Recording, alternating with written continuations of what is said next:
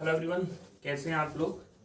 Actually कल हमने जो टॉपिक कवर किया था उसमें डाइवर्जेंस और कर्ल किया था, और उससे पहली वाली वीडियो में हमने ग्रेडियंट सॉल्व किया था।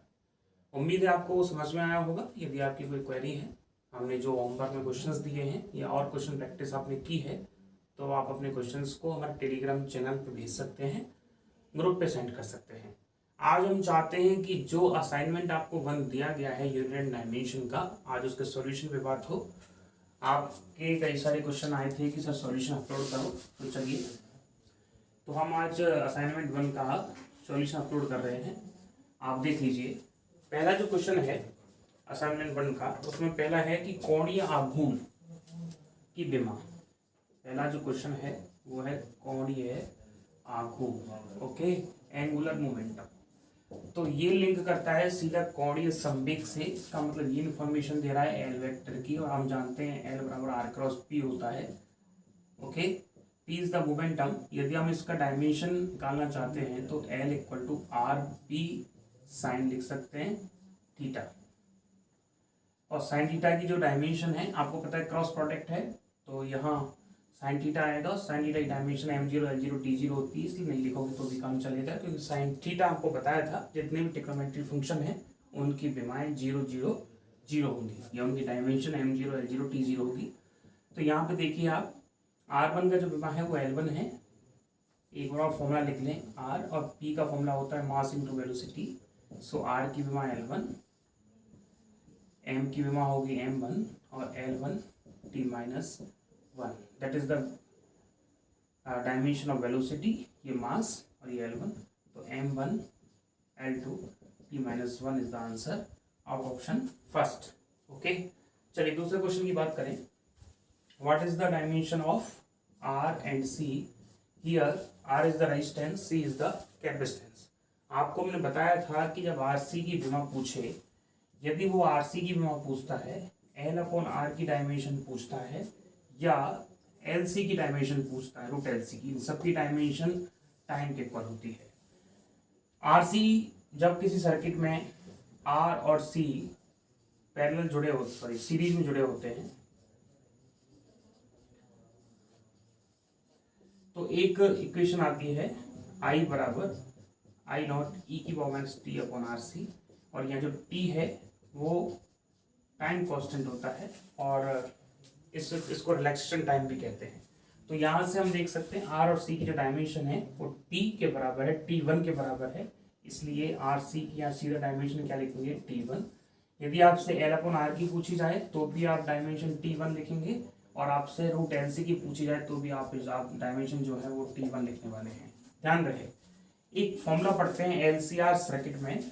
जब हमारा L, C और R सीरीज में जुड़े हों, तो एक फॉर्मूला आता है रेजोनेंट फ्रिक्वेंसी का, omega R equal to 1/√LC, और फ्रिक्वेंसी की टर्म में लिखें, लीनियर फ्रिक्वेंसी की टर्म में, दैट इज 2π√LC।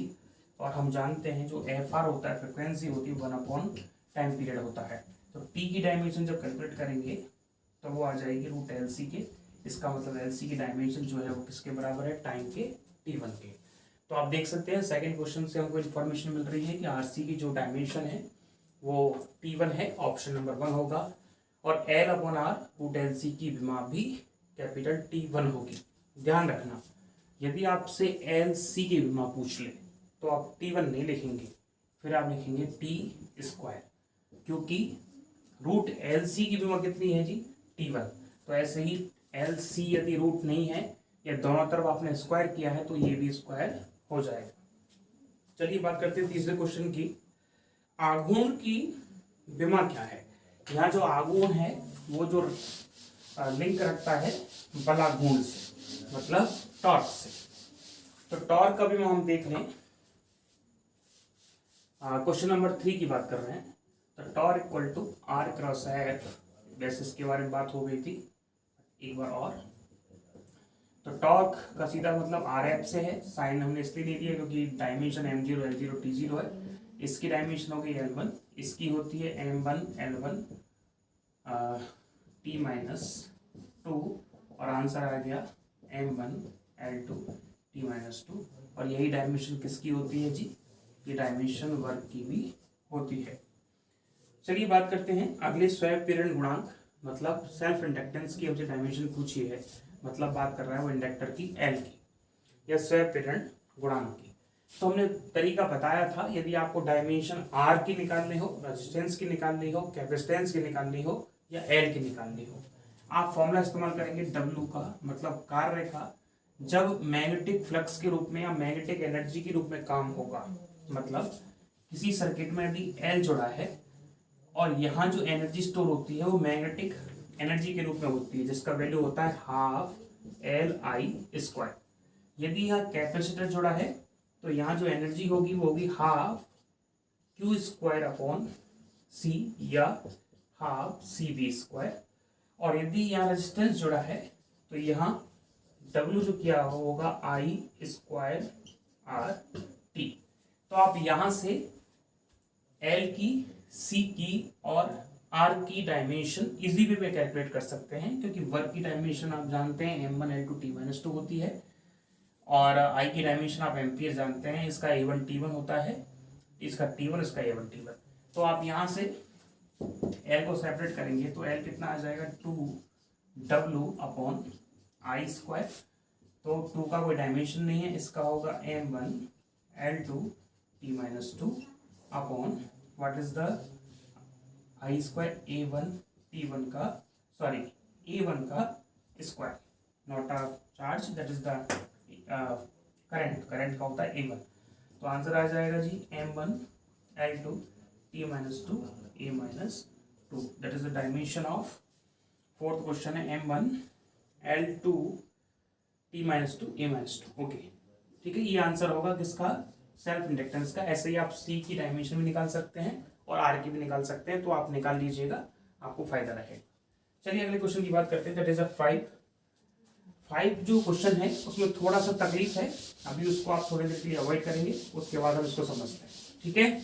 उसमें थोड़ा सा तकलीफ है। ऑप्शन 3 जो है वो थोड़ा डिस्टर्बेंस के साथ है, प्रिंटिंग मिस्टेक उसमें हो गई है। तो बात करते हैं ऑप्शन 6 की। ऑप्शन 6 में है x equal to, sorry question number 6 में x equal to AT plus BT square, that is the our question. पूछा क्या है कि x यदि डिस्टेंस है किलोमीटर में और टाइम है t सेकंड में, तो what is the dimension of b। हमारा एक होमोजेनिटी प्रिंसिपल हमने पढ़ा था।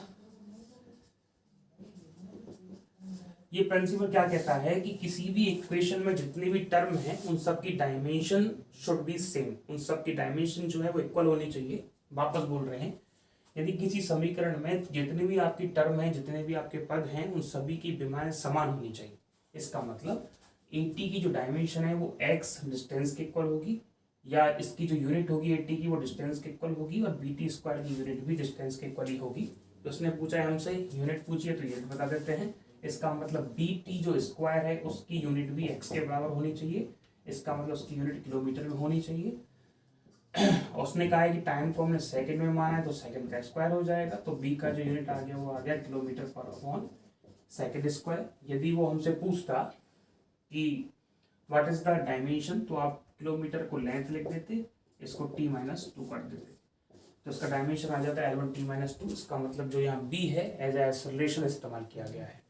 चलिए बात करते हैं क्वेश्चन 7 की। क्वेश्चन 7 भी हम करवा चुके हैं पहले, लेकिन फिर भी एक बार और डिस्कस कर लेते हैं।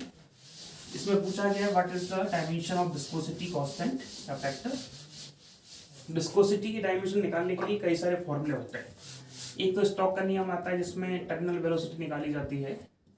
आपको पहले बताया कि कोई भी लिक्विड में जब किसी पिंड को छोड़ा जाता है तो उसका वेलोसिटी पहले तो बढ़ता है, फिर धीरे धीरे कांस्टेंट हो जाता है। उस कांस्टेंट वेलोसिटी को सीमांत वेग कहते हैं या अंतिम वेग कहते हैं। और उसका फॉर्मूला दिया था स्टोक ने, उसने कहा था F बराबर 6 पाई नीटा आर VT। यहाँ जो VT है वो टर्मिनल वेलोसिटी है, क्योंकि हमारे लिए डायमेंशन के लिहाज से इंपॉर्टेंट ये है कि वेलोसिटी है, दैट इज द R। 6 पाई का कोई डायमेंशन नहीं है, तो नीटा को कैसे निकाल सकते हैं, F upon R into BT, या इसको वेलोसिटी लिख देंगे तो भी काम चल जाएगा। 6 पाई इसलिए नहीं लिखा क्योंकि इसकी डायमेंशन नहीं होती। RBT को नीचे ले आए। ओके, तो यहाँ से भी कैलकुलेट करेंगे तो नीटा की डायमेंशन कैलकुलेट की जा सकती है। दूसरा इसने खुद ने एक फॉर्मूला दे रखा है, फोर्स इक्वल टू, हमने इसके बारे में बताया था कि जो विस्कोसिटी है proportional to area of layer, जो लिक्विड फ्लो हो रहा है उसके एरिया पर डिपेंड करेगी और डिपेंड करेगी वेलोसिटी ग्रेडियंट। तो इन दोनों को जब एक साथ लिखते हैं तो F equal to minus eta A dV upon dz, और यहाँ से आप नीटा कैलकुलेट कर सकते हो F अपॉन ए dV अपॉन dz। तो यहाँ से z को ऊपर लेके जाएंगे तो F कोष्टक में आ जाएगा dz अपॉन ए dV। ध्यान रखना dV क्या है, चेंज इन वेलोसिटी है, इसका मतलब है तो ये वेलोसिटी, तो d हटा देंगे तो भी काम हो जाएगा, और ऊपर जो है वो डिस्टेंस है तो डिस्टेंस आ जाएगी। चलिए, आप चाहो तो इससे भी कैलकुलेट कर सकते हो, आप चाहो तो उससे भी कैलकुलेट कर सकते हो। तो इसका डायमेंशन हो गया m1 L1 T-2 upon what is the dimension of L1, what is the dimension of L1 T-1 velocity. Okay, L1 से L1 कैंसिल आउट हो गया तो m1 L-1 और ऊपर जाएगा तो T-1, इससे भी ये डायमेंशन आना चाहिए। देखिए एरिया क्या लिखेंगे, L2 और ये होगा L1, क्योंकि ये z है, डिस्टेंस है, तो एक L1 से एक कैंसिल आउट हो जाएगा। तो क्या लिखेंगे जी, m1 L1 T-2, नीचे कितना है एक L1, वापस L1 T-1, एक L1 से एक L1 कट गया, तो वही m1 L-1 T-1। ठीक है, तो आप किसी भी फॉर्मूले से चाहे ये इस्तेमाल करें या ये इस्तेमाल करें, आप किसी से भी विस्कोसिटी कांस्टेंट का डायमेंशन कैलकुलेट कर सकते हैं। बड़ा आसान सा है और इम्पोर्टेंट भी है, ध्यान रखना, इसको अच्छे से कर लेना। चलिए बात करते हैं अगले क्वेश्चन की। अभी हमने किया है क्वेश्चन नंबर 7, बात कर रहे हैं क्वेश्चन नंबर 8 की।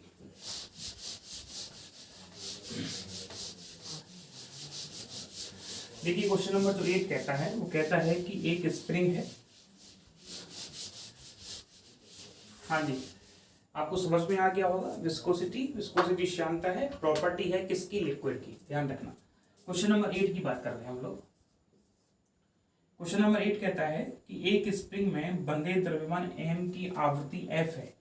एक स्प्रिंग में जो द्रव्यमान बंधा है उसकी आवृत्ति है f इज द फ्रीक्वेंसी। तो f इक्वल टू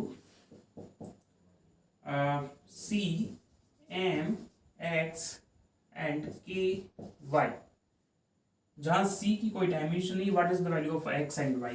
ओके, और एक मास जो है वो बांधा गया है स्प्रिंग से, what is the frequency f। Okay, तो देखिए कुछ ऐसा है कि स्प्रिंग यहाँ पे बंधी हुई है और इससे एक मास को लटकाया गया है। एक चीज जो इसमें लिखना वो भूल गए हैं, मिसप्रिंट है कि जो k है वो है बल नियतांक या फोर्स कांस्टेंट। ओके, आप जानते होंगे F बराबर रिस्टोरिंग फोर्स होता है kx, और यदि इसका मैग्नीट्यूड लिखें तो लिखेंगे kx, और जो k होता है वो होता है F अपॉन x। चलिए, तो हम ये फ्रीक्वेंसी है, फ्रीक्वेंसी की जो डायमेंशन है T-1 होती है, क्योंकि फ्रीक्वेंसी को हम जानते हैं वो 1 अपॉन t होती है, और फ्रीक्वेंसी डायमेंशन होगी T-1।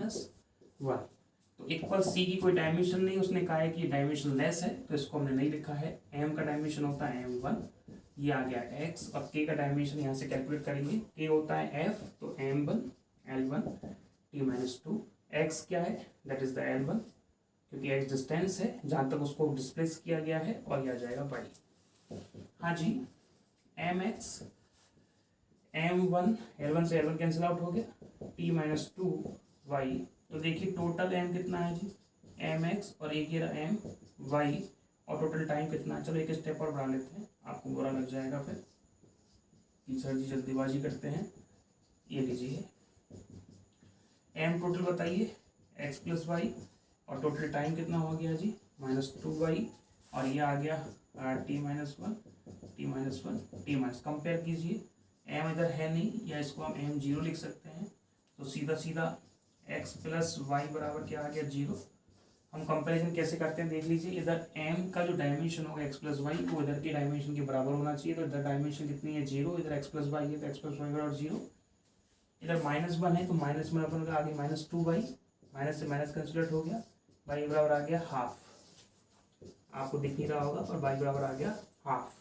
यहाँ से x की क्या इन्फॉर्मेशन मिल रही है, x बराबर होता है -y, इसका मतलब x बराबर आ गया -हाफ। तो ऑप्शन में आएगा आपका x बराबर -हाफ और y बराबर +हाफ। चलिए वैल्यू रख के देखते हैं। तो एफ सी m कितना है जी, m की पावर x है, तो आप लिखेंगे -हाफ और k की पावर हाफ आएगी। तो यहाँ f का जो फॉर्मूला आ गया वो c बराबर k/m आ गया, और ये फॉर्मूला होता भी है। यदि इस केस में टाइम पीरियड की बात करें तो टाइम पीरियड आता है 2π√m/k, और जाहिर सी बात है जो फ्रीक्वेंसी आएगी इसकी उल्टी आएगी। देखो इसके जिसका जो अपोजिट है वो फ्रीक्वेंसी बन रहा है, और 2π की जगह उसने c इस्तेमाल किया है। ठीक है, आप देख रहे हैं रिलेशन बन चुका है। चलिए अगला क्वेश्चन बड़ा इजी है। 9 दाब की विमा, और दाब जानते हैं दाब या प्रेशर क्या होता है। प्रेशर होता है फोर्स पर यूनिट एरिया, ये फोर्स अपॉन एरिया हमारा होता है प्रेशर। चलिए बात कर लेते हैं। Pressure equal to force upon area. What is the force, that is m1 L1 T-2। Area क्या है L2, तो आ जाएगा m1 हो L2 पर जाएगा तो L-1 और T-2। ध्यान रखना जो दाब की या प्रेशर की विमा होगी, डायमेंशन होगी, वही प्रतिबल या स्ट्रेस की होगी। ठीक है, दोनों की डायमेंशन सेम आती है। चलिए अगले क्वेश्चन की बात करते हैं। 10 दैट इज इंपॉर्टेंट, चुंबकीयशीलता या परमिबिलिटी। परमिबिलिटी की आप डायमेंशन देख लीजिए। हम परमिटिविटी की तो बता चुके थे शायद, है ना। चलो फिर भी एक बार देख लेंगे, और बात कर लेते हैं पहले परमिबिलिटी की। हाँ जी, हमको डायमेंशन कैलकुलेट करनी है म्यू की। ये तो किसी मीडियम की परमिबिलिटी है। यदि वो वैक्यूम की पूछे, निर्वात की पूछे तो म्यू नॉट होगी। हम जानते हैं कि हमारे पास यदि एक सोलेनॉइड है, सोलेनॉइड मतलब परिनालिका है, और परिनालिका के अंदर किसी पॉइंट पे अपन को मैग्नेटिक फील्ड चाहिए, और ये जो परिनालिका है, ये जो सोलेनॉइड है, ये इनफाइनाइट लेंथ की है, तो आंसर जो आता है बी का वो आता है म्यू नॉट एन आई। और यहाँ जो एन है वो होता है number of turn per unit length, मतलब एकांक लंबाई में फेरों की संख्या। तो जो बी का एक्चुअल फॉर्मूला है वो होगा म्यू, ऐसा करते हैं मीडियम में ले लेते हैं, तो म्यू यहाँ आ जाएगा n/L और ये आ जाएगा I। तो what is the dimension of mu, तो म्यू की डायमेंशन निकालने के लिए b × L/n × I। n नहीं लिखोगे तो भी काम चलेगा, क्योंकि n क्या है, संख्या है, नंबर्स है, और नंबर का कोई डायमेंशन नहीं होता, तो हम इसको एज अ b × L/I लिख सकते हैं। But what is the dimension of b, that is the next issue. इसको समीकरण 1 मान लीजिए। हम जानते हैं फोर्स, मैग्नेटिक फोर्स होता है Q B × B। तो यहाँ से F बराबर Q B लिख सकते हैं, दोनों के बीच में एंगल 90 है, और B का जो डायमेंशन आ गया वो आ गया F/QV। चलिए क्वेश्चन नंबर 2 और 1 से कैलकुलेशन करते हैं। म्यू इक्वल टू B का हो गया F/Q वेलोसिटी इंटू, और आ गया L/I। हाँ जी, what is the dimension of F, m1 L1 T-2। What is the dimension of L1, मतलब लेंथ की डायमेंशन L1 होगी, Q की dimension A1 T1, dimension of B L1 T-1, dimension of I A1। देखिए मास मास मास मास एक ही जगह है, तो हमने m1 लिख दिया। लेंथ देख लीजिए, लेंथ से लेंथ कैंसिल आउट होगी, तो लेंथ भी एक बार है, तो L1 लिख दिया। हाँ जी, टाइम मैनेज कर लें, और ये इससे कैंसिल आउट हो गया, तो T-2 आ गया। एम्पियर कितने नीचे 2 हैं, तो एम्पियर-2 आ गया, और चेक कर लेना, ये फॉर्मूला का डिजाइन रहेगा। तो इम्पोर्टेंट है भाई, ध्यान रख लेना। ठीक है, सिमिलरली यदि आपसे कोई पूछ ले कि हमें परमिटिविटी की बताओ, तो परमिटिविटी की कैसे निकालेंगे आप जानते हैं कूलम फोर्स से, कि दो चार्ज है हमारे पास Q1 एंड Q2, उनके बीच का डिस्टेंस यदि r है, तो लगने वाला कूलम फोर्स 1/4πε0 Q1 Q2/r² होता है। यहाँ से किसकी चाहिए परमिटिविटी की, तो इसको सेपरेट करेंगे, तो 1/4πf Q1 Q2/r²। चार्ज की आप डायमेंशन जानते हैं, फोर्स की आप जानते हैं, आर की आप जानते हैं, और 4π की आप लिखेंगे नहीं, लिखेंगे तो m0 L0 T0 लिखेंगे, क्योंकि that is the angle. Okay, चलिए आपको मैंने बता दिया था ना कि किसी भी एंगल की, जैसे साइन थीटा है, तो उसकी डायमेंशन होती क्यों नहीं है, क्योंकि साइन थीटा होता है परपेंडिकुलर अपॉन हाइपोटेनियस। तो परपेंडिकुलर भी डिस्टेंस है और हाइपोटेन्यूस भी लेंथ है, डिस्टेंस है, तो दोनों एक दूसरे को कैंसिल आउट करते हैं, तो m0 l0 t0।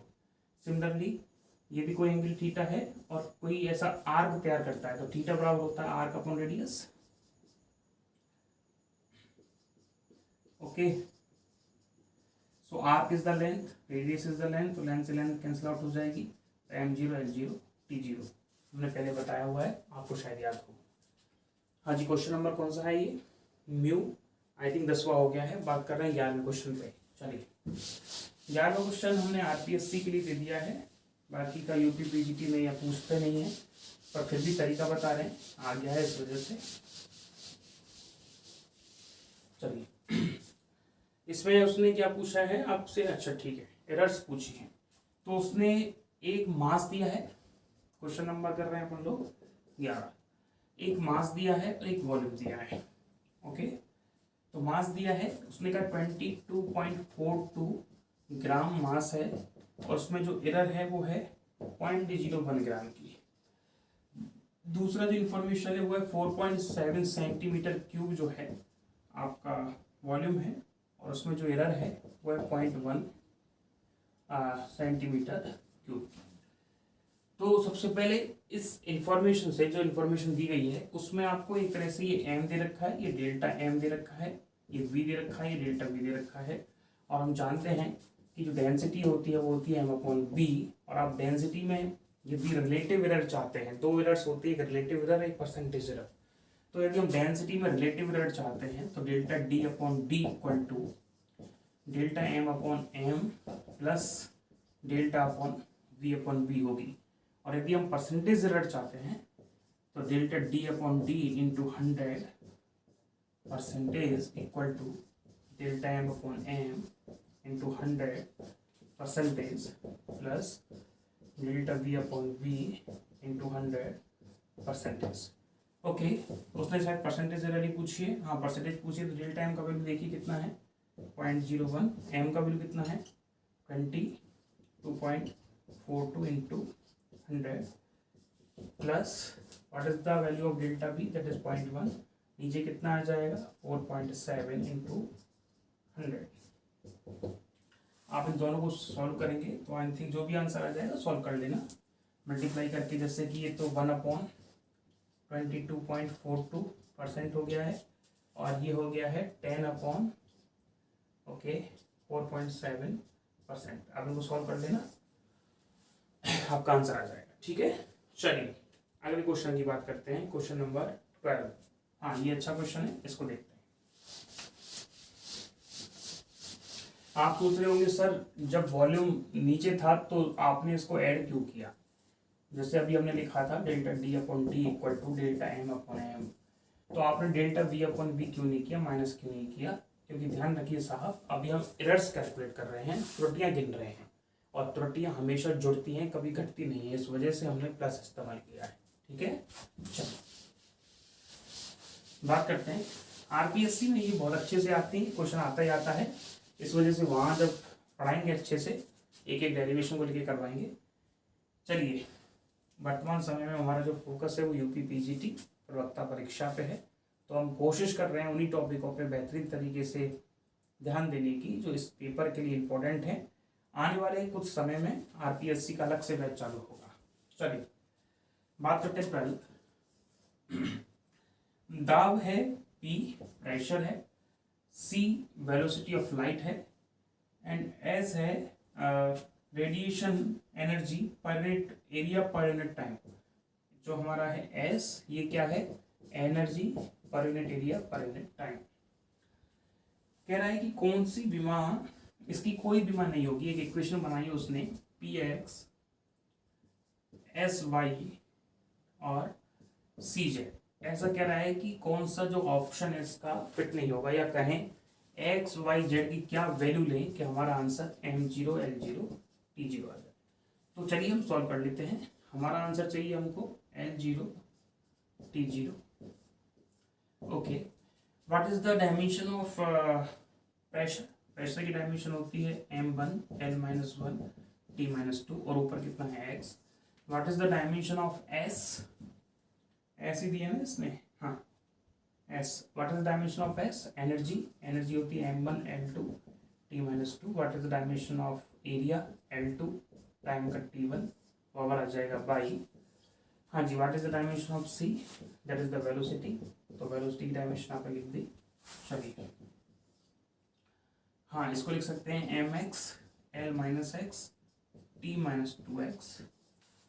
ओके, इधर देखिए L2 से L2 कैंसिल आउट हो जाएगा, तो ये आ जाएगा m1 और ठीक है, और t1 ऊपर जाएगा तो t माइनस 3, ये आ गया y, इधर आ गया L Z t minus Z.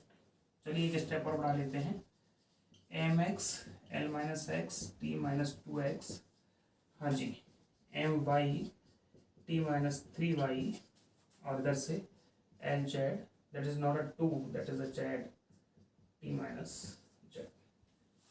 Total m देखिए जी, m की पावर x प्लस y है। उसके बाद बात करें लेंथ की तो माइनस x, और इसमें लेंथ नहीं है, प्लस z है। और बात करते हैं यदि टाइम की, तो time minus 2x minus 3y और माइनस z है। इधर सबकी डायमेंशन उसने m0 l0 t0 मेंशन कर रखी है, तो एक इन्फॉर्मेशन मिल के आ गई। हम दोनों तरफ कंपैरिजन करें तो x प्लस वाई बराबर 0 आ रहा है, दूसरा माइनस एक्स प्लस जेड बराबर भी 0 है, और तीसरा है minus 2x minus 3y minus Z equal to 0। तो यहाँ से एक इन्फॉर्मेशन मिल रही है कि x इक्वल टू जेड, तो यहाँ x इक्वल टू जेड भी लिख सकते हैं, तो हमने यहाँ जेड लिख दिया, x equal to Z minus 3y minus Z equal to 0, minus 2z कितना हो गया, minus 3z minus 3y equal to 0, या Z plus y equal to 0, समीकरण नंबर 3। तो आपकी 3 इक्वेशन बन गई है, इक्वेशन नंबर 1, 2 एंड 3, और आप दिए गए ऑप्शन में से वैल्यू रख लीजिए। बात करते हैं पहले ऑप्शन की। पहला ऑप्शन है 1 1 1, यदि 1 और 1 हो जाएंगे तो 2 हो जाएंगे, सेटिस्फाई इक्वेशन नहीं कर रही। मतलब हमारा जो ऑप्शन है हमने मान लिया x की वैल्यू भी 1 है, y की वैल्यू 1 है, z की वैल्यू 1 है, तो यदि सेटिस्फाई करेगी तो हमारा आंसर ठीक है। हमने यहाँ 1 लिखा, यहाँ 1 लिखा तो 0 1 के बराबर 0, ये ठीक है। यहाँ 1 1 लिखा तो नहीं बैठेगा, क्योंकि यहाँ 2 आ रहा है या 0 आ रही है, तो ऑप्शन ही गलत है। ऑप्शन बी इस्तेमाल कर लेते हैं। ऑप्शन बी जो दे रखा है वो है -1, 1 और 1। चलिए x का वैल्यू -1, y का वैल्यू 1, तो आंसर 0 बराबर 0 मैच कर रहा है। बात करते हैं क्वेश्चन नंबर 2 की। -1 माइनस माइनस प्लस हो गया, 2 हो गया, तो वापस मिसमैचिंग हुई। समझ पा रहे हैं ना क्या कह रहे हैं? -1 यहाँ लिखा, y का वैल्यू 1 लिखा, तो आंसर आ गया था 0, तो 0 के इक्वल है, सेटिस्फाई। -1 यहाँ लिखा तो माइनस माइनस हो गया प्लस, जेड का वैल्यू 1 लिखा तो 1 + 1 हो गया 2, और जो कि 0 के इक्वल नहीं है, इस वजह से हमारा जो सेकंड ऑप्शन है वो भी गलत है। ऑप्शन थर्ड की बात करते हैं, दैट इज 1 - 1 1। आइए देखो 1 और -1 लिखा, तो 1 में से 1 गया तो 0, ओके ठीक है। यहाँ 1 लिखा और यहाँ 1 लिखा, तो ये भी 0, ये भी ठीक है। Z plus Y, y -1 Z, ये ठीक है। तो option C is the correct answer.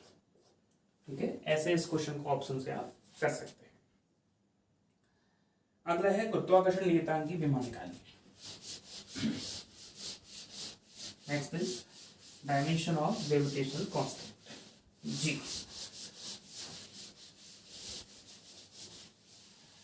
चलिए कैसे कैलकुलेट करेंगे आप देख लीजिए।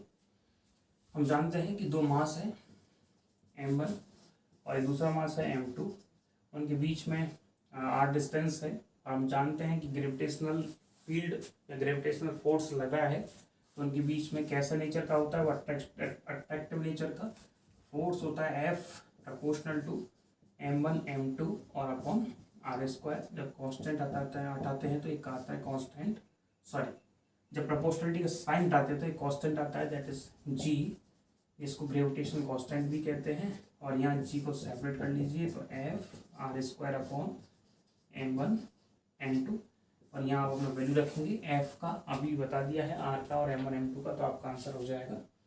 ये क्वेश्चन नंबर हमने किया है 13। अब हम कर रहे हैं क्वेश्चन नंबर 14। ध्यान रखना, बहुत इंपॉर्टेंट क्वेश्चन है, ध्यान से समझना। क्वेश्चन नंबर 14 टाइप कई बार पूछी जाती है पेपर में, जिसको आप देख लीजिए। वैसे शायद बता चुके हैं एक बार। इस असाइनमेंट का लास्ट क्वेश्चन है p बराबर p not exponentially minus alpha T square. एक तरीके से ये दे रखा है p नॉट e की power minus alpha T square. देखिए e की पावर 0 जैसे लॉग आ गया, ठीक है, लॉग माना अल्फा टी स्क्वायर दे रखा है, तो लॉग के अंदर हमेशा नंबर आते हैं, लॉग के अंदर कभी भी कोई फिजिकल क्वांटिटी नहीं आती। और यदि लॉग के अंदर नंबर आएंगे तो अल्फा टी स्क्वायर की जो डायमेंशन वो होनी चाहिए वो नंबर के इक्वल ही होनी चाहिए। ऐसी लॉग का फंक्शन है। अब ई का फंक्शन है, तो ई के फंक्शन में आपने देखा होगा 1 -1 2 3 5 मिलेगा, मतलब नंबर्स मिलेंगे, कभी भी क्वांटिटीज नहीं मिलेंगी। तो ऊपर का जो डायमेंशन है अल्फा टी स्क्वायर का, उसका डायमेंशन नंबर के किसी भी संख्या के डायमेंशन के इक्वल होनी चाहिए। तो हमने m0 l0 t0 इक्वल लिख दिया। ये तो हमको पता है कि t का डायमेंशन कितना होता है, t1 होता है। हमको किसका चाहिए, अल्फा का। तो अल्फा का डायमेंशन निकालने के लिए हमने m0 l0 t0 में डिवाइड कर दिया टी स्क्वायर का। अब टी स्क्वायर को अपन t2 भी लिख सकते हैं। तो अल्फा का डायमेंशन कितना आ गया, t-2। Option is the second. चलिए, तो हम इसमें क्या देखे हैं, इस टाइप के क्वेश्चन सीधा भी कर सकते हैं। यहाँ m0 l0 t0 बनाना है तो अल्फा को 1/t स्क्वायर होना पड़ेगा, जैसे टी स्क्वायर से टी स्क्वायर कैंसिल हो जाएगा और m0 l0 t0 बन जाएगा। आप उसका स्क्रीनशॉट ले लीजिए, समझ लीजिए।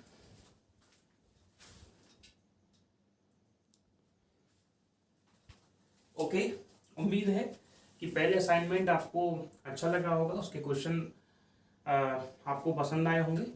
कुछ क्वेश्चन में तकलीफ भी आ सकती है। हमारे पास एक ऑप्शन में एक बच्चे के कई सारे आंसर आए थे, उसके आंसर लगभग ठीक हैं। बाकी का जिन आंसरों को सुधारने की आवश्यकता है, जिसमें कुछ जांचने की आवश्यकता है, वो आप देख लें। दूसरी इंपॉर्टेंट बात यह है, आगे आने वाले 2-3 दिन में सेकेंड असाइनमेंट का रिजल्ट भी आएगा या उसका सॉल्यूशन वीडियो आएगा। तीसरी बात यह है कि जो हमारे टॉपिक हो गए हैं उनके असाइनमेंट भी आपको जल्दी मिलने वाले हैं।